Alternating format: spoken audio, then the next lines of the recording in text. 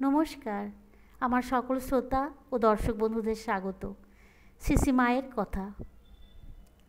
কোয়ালপাড়া মঠে জনৈক বিশিষ্ট ভক্ত একদিন মাকে প্রণাম করিতে গিয়া কথা প্রসঙ্গে বলিলেন, মা, আমরা পা ছুঁয়ে প্রণাম করলে যদি আপনার ঐরূপ কষ্ট পেতে হয় তবে নাই করলাম। মা ইহা শুনিয়া বলিলেন, না বাবা, আমরা তো ওই জন্যই এসেছি। আমরা যদি পাপ তাপ না নেব, হজম না করব, তবে কে করবে? পাপী তাপীদের ভার কারা সহ্য করবে? তবে যারা ভালো ছেলে তারা পা ছুলে কিছু হয় না। এক একজন আছে তারা ছুলে যেন পা একেবারে জ্বলে যায়। তোমরা পা ছুঁয়ে প্রণাম করবে বই কি বাবা? মা বলিলেন, ঠাকুরের সত্যে কি আঁটি ছিল, আমাদের ওরকম হলো কই? ঠাকুর বলতেন, কলিযুগে সত্যই তপস্যা, সত্যকে ধরে থাকলে ভগবানকে পাওয়া যায়। জয়রামবাটিতে এক সন্ন্যাসী ভক্তের নৈরাশ্যপূর্ণ পত্রের আলোচনা প্রসঙ্গে মা হঠাৎ গম্ভীরভাবে তেজের সহিত বলিতে লাগিলেন, সে কি গো, ঠাকুরের নাম কি চারটিখানি কথা যে অমনি যাবে? ও নাম কিছুতেই ব্যর্থ হবে না। যারা ঠাকুরকে মনে করে এখানে এসেছে তাদের ইষ্ট দর্শন হতেই হবে। যদি আর কোনো সময়ও না হয় তো অন্তত মৃত্যুর পূর্বক্ষণে হবেই হবে। শ্রীমতী সুশীলা মজুমদার বলিতেছেন, আমার স্বামী বাবুদের এস্টেটের ম্যানেজার। মা বলিলেন, ও মা, তুমি ম্যানেজার বাবুর স্ত্রী? এতক্ষণ বলনি কেন? ও রাধু, ও মাকু, ম্যানেজার বাবুর স্ত্রীকে এসে প্রণাম কর। আমি মায়ের কাণ্ড দেখিয়া স্তম্ভিত হইয়া গেলাম। মা এ বলেন কি? আমি যে কায়স্থ সন্তান, এরা ব্রাহ্মণের সন্তান হয়ে কি করে আমাকে প্রণাম করবে? মা বলিলেন, ওসব বলতে নেই, তুমি ভক্ত মানুষ, ভক্তের জাত নেই, তোমাকে প্রণাম করলে ওদের কল্যাণ হবে। রাধু ও মাকু আসিলে আমি তাহাদের পা জড়াইয়া ধরিতেই মা বলিলেন, থাক থাক, দেবে না, ওরা ভক্ত কিনা তাই সর্বভূতে ঠাকুরকে দেখছে। প্রসাদ পাওয়ার সময় হইলে মা বলিলেন, এসো, প্রসাদ পাবে, এসো।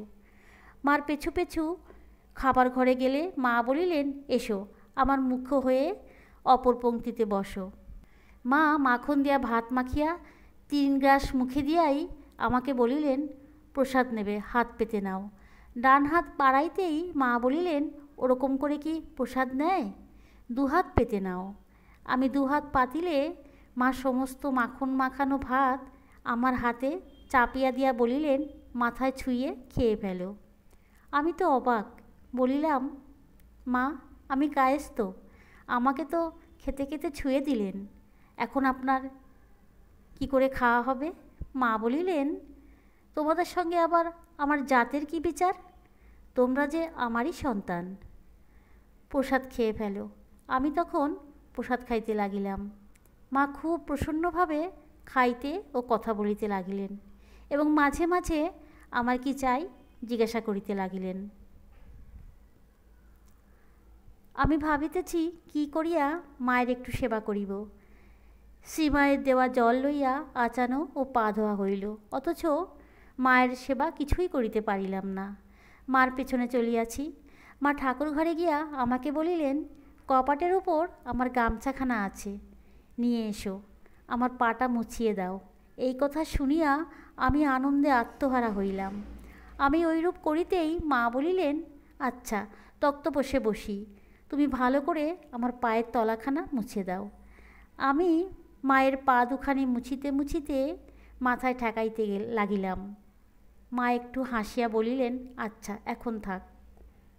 আমি বলিলাম, মা, ছোট ছোট বিধবা মেয়েরা মাছ খেলে এ দেখে আশ্চর্য হলুম। আমাদের দেশে অর্থাৎ পূর্ববঙ্গে এরকম মাছ খেতে দেয় না, সমাজে বাধে। মা বলিলেন, ওসব কি জানো? দেশাচার ও লোকাচার। আমাদের দেশে ছোট বিধবাদের মাছ খেতে ও গয়না কাপড় পরতে দেয়।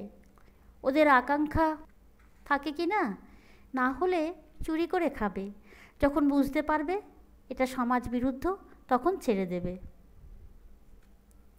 স্বামী শান্তানন্দজি বলিতেছেন, জনৈক সাধু কাশীতে মণিকর্ণিকায় খুব তপস্যা করিতেছিলেন। আমি কলিকাতা আসিবার সময় তিনি আমাকে বলিলেন, মাকে জিজ্ঞাসা করো কয়দিনে ভগবানের কৃপা আমার উপর হবে।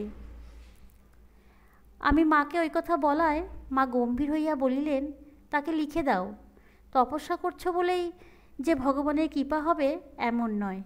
আগে ঋষিরা ঊর্ধ্ব পদে হেটমুণ্ড হয়ে নিচে আগুন জ্বেলে হাজার হাজার বছর কত তপস্যা করত, তাতে কখনো কারোর উপর কৃপা হতো, কখনো বা হতোই না। সবই তার দয়ার উপর নির্ভর করে।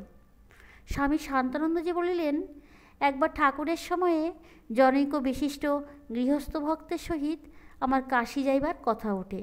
তাহাতে আমার পাথেয় খরচ তিনিই বহন করিতেন। মা শুনিয়া আমায় বলিলেন, তুমি সাধু, তোমার কি আর যাবার ভাড়া জুটবে না? ওরা গৃহস্থ, ওদের সঙ্গে কেন যাবে?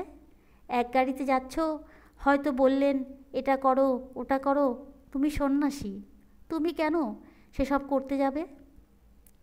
একদিন আমি মাকে জিজ্ঞাসা করিয়াছিলাম, মা, যাদের মন্ত্রদাতা গুরু ও সন্ন্যাসের গুরু পৃথক, তারা কাকে গুরুরূপে ধ্যান করবে?